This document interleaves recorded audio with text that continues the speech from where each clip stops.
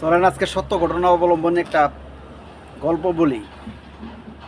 গল্পটা হলো আমাকে নিজেকে নিয়েই। কেমন, আমি প্রোফাইলটা খুলছি হচ্ছে আজকে 1 মাস 5 দিন।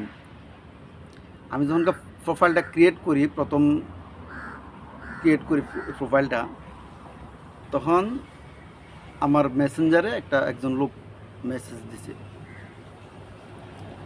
দিছে যে আপনি কেমন আছেন। আমি বললাম ভালো।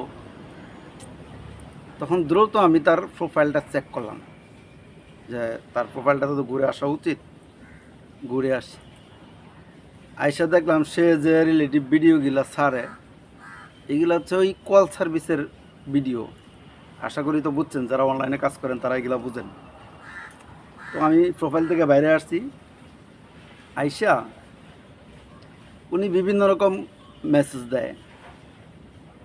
তো কয়েকদিন আমি দেখলাম সে সুন্দর সুন্দর মেসেজগুলা দেয়, আমি রিপ্লাই দিলাম না। পরে একদিন আমিও রিপ্লাই দিলাম, আপনি কেমন আছেন? বলতেছে ভালো। এখন সে যে মেয়ে মানুষ না, এটা কিন্তু আমি খুব ভালো বুঝছি।